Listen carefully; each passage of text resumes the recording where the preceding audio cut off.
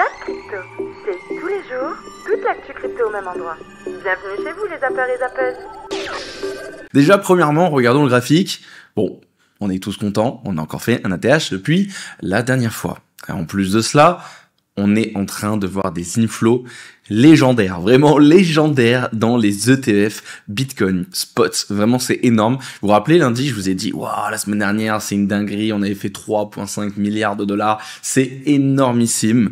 Et là, cette semaine, on est en train d'exploser aussi. Donc, déjà, la semaine dernière, à noter, c'est officiellement la plus grande, donc la plus grosse semaine niveau inflow depuis la création des ETF. Donc, c'est juste énormissime. Ça fait plaisir. Et là, cette semaine, on est déjà, mais regardez, à 2,5 ou 2,2, je sais plus, j'avais calculé, milliards de dollars, alors qu'il y a eu que 3 jours de comptabilisé, parce qu'on est jeudi, mais bon, ça n'a pas encore commencé, et il reste aussi demain. Donc, en seulement 3 jours, on est vraiment, mais déjà sur une des meilleures semaines de l'histoire des ETF, et en même temps, regardez, on a commencé lundi avec 1,2 milliard de dollars, les gars. Je sais pas si vous vous rendez compte, 1,2 milliard, c'est énorme.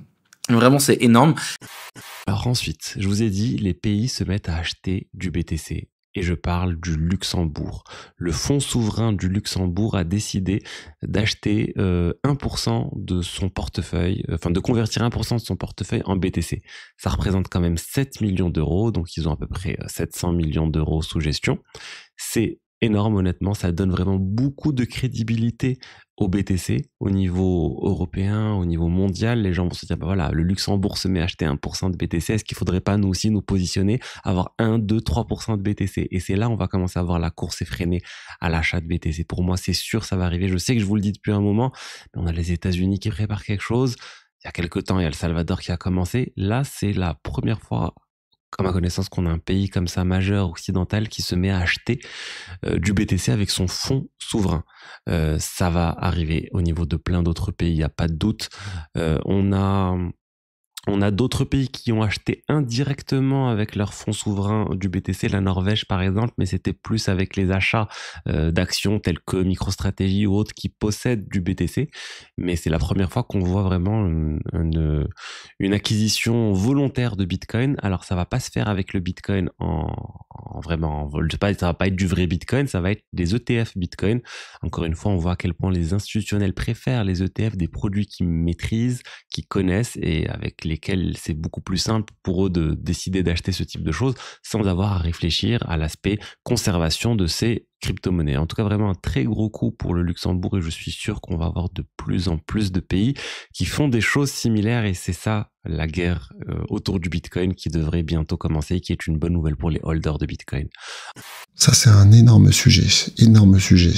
Il y a beaucoup de gens dans le monde entier qui accumulent du Bitcoin en se disant dans 5 ans, dans 10 ans, ça vaudra tellement, j'aurai du Bitcoin et je pourrai éventuellement le dépenser librement. C'est en train d'accélérer aux États-Unis et si ça se fait, c'est énorme.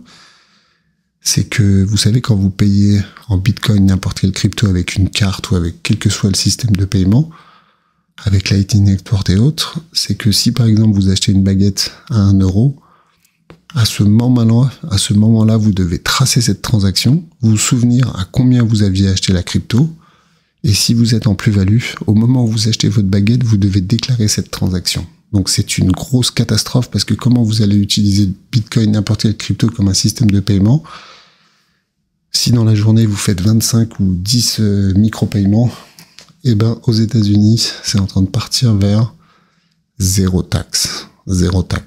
Et pour moi, c'est cohérent parce que le Bitcoin, à un moment donné, ça va devenir la monnaie supranationale au-dessus de toutes les autres, la seule qui est fiable peut-être. Et donc, ce n'est qu'une monnaie. Donc, on paye avec sa monnaie. Aujourd'hui, quand vous payez avec des euros, vous déclarez pas tous vos achats. Donc, c'est hyper intéressant comme sujet. Et encore une fois, ça va faciliter encore plus l'adoption parce que c'est un vrai sujet pour beaucoup de gens qui, j'en connais, à 90% ne sont plus en euros et en dollars, sont juste avec des monnaies, des crypto-monnaies. Comme tu dis, Larios, le Genius Act, c'est permettre à n'importe quel citoyen du monde de posséder la dette US grâce au stablecoin. Le côté de Genius, et c'est ce qu'ils ont fait. Ils ont fait ça les premiers, à voir si les autres vont suivre. Et surtout, pourquoi ils votent ça? Comme par hasard, Genius Act favorisait les stablecoins et tout le bordel. famille Trump lance le stablecoin, l'USD1. Ils sont pas cons.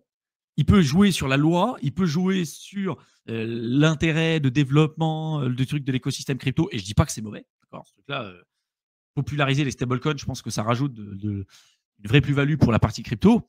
Mais on voit que voilà, ils en profitent grassement, quoi. C'est clair. Très clairement, ce qui va se passer au moins d'ici la fin de l'année, vous pensez que Bitcoin va réagir comment, par exemple, dans ce contexte économique un peu spécial? Alors bien sûr. Alors ce qui est très marrant, c'est que malgré effectivement le fait qu'on pense que les cycles vont se décaler un petit peu, il y a 2 chiffres qui sont très intéressants. C'est que entre un point bas de cycle et un point haut de cycle, depuis l'existence du Bitcoin, il y a précisément 35 mois, soit 152 semaines, précisément à chaque fois, entre le point bas et le point haut.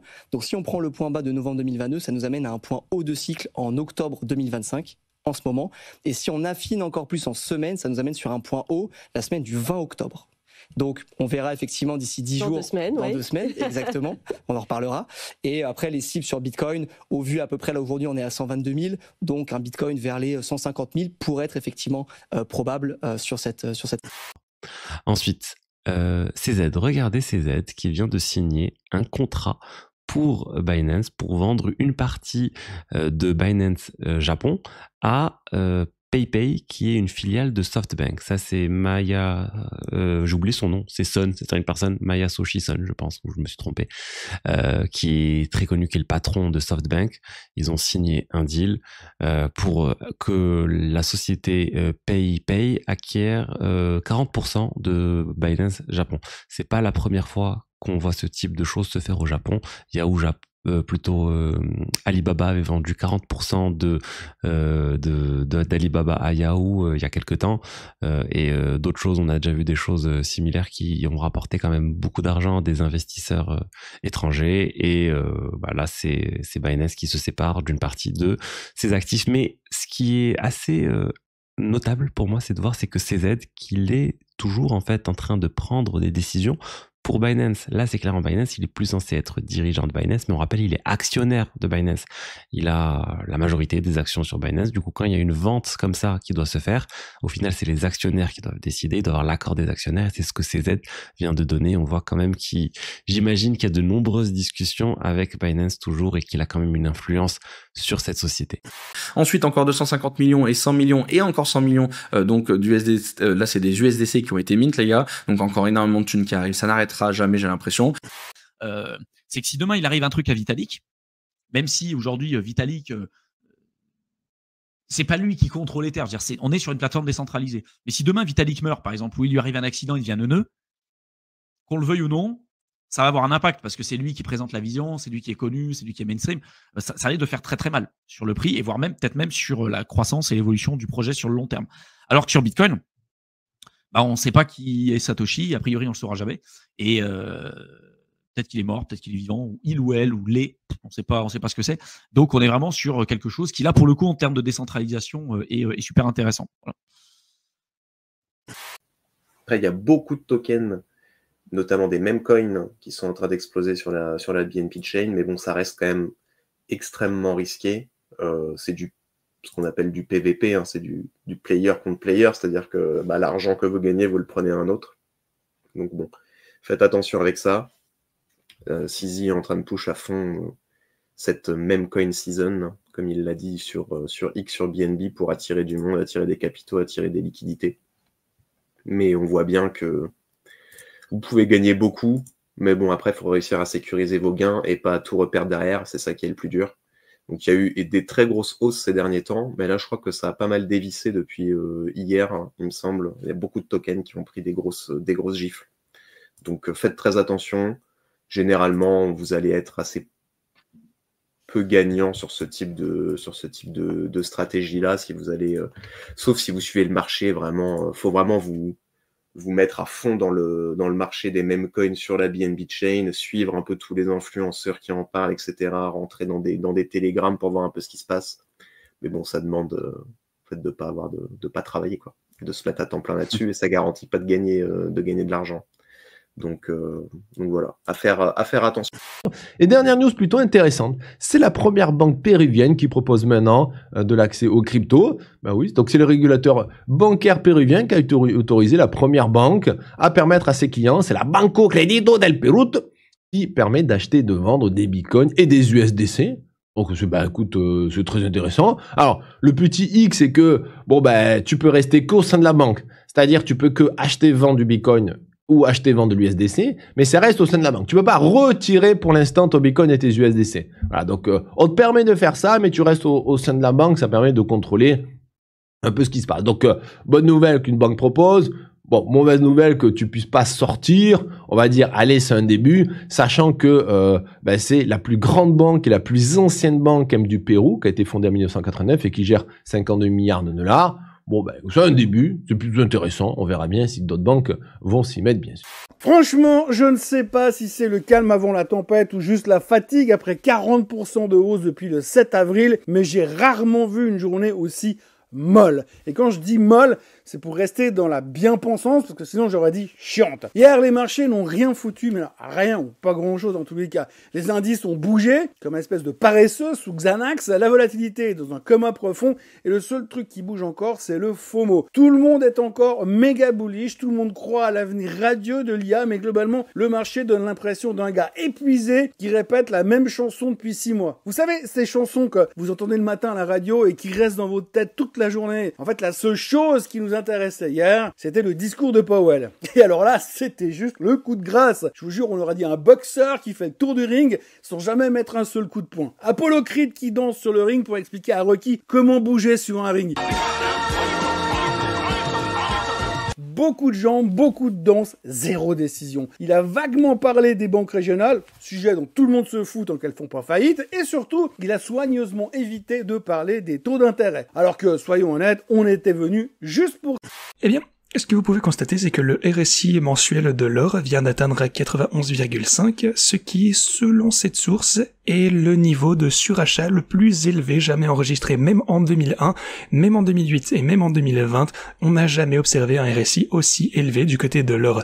Et ceci suggère qu'un léger pullback de l'or est à attendre extrêmement prochainement, ça ne peut qu'arriver à un moment donné, et ça pourrait être dû à la rotation de l'or vers le Bitcoin aussi.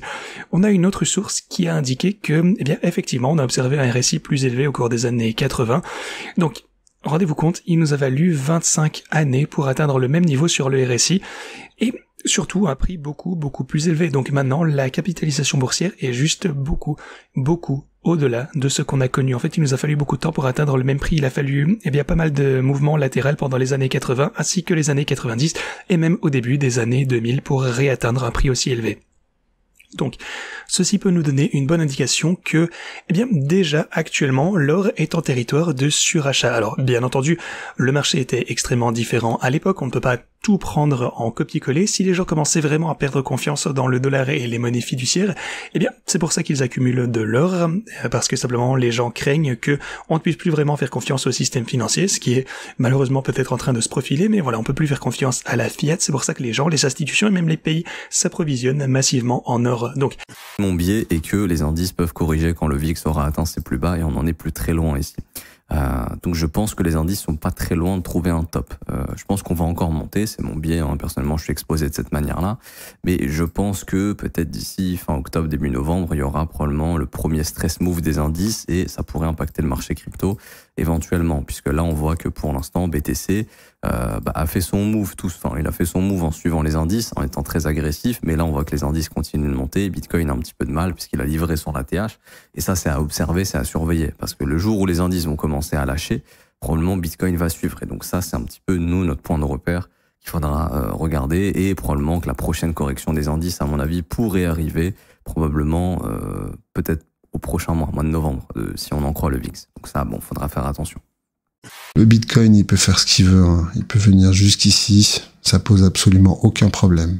Donc moi, la logique de ce repli, c'est qu'il aille peut-être s'appuyer, comme ici, sur la MM50-100, autour des 116, pour aller beaucoup plus haut. Mais au niveau du Bitcoin, absolument rien à dire. C'est très très simple à voir, et en tous les cas, il y a zéro stress.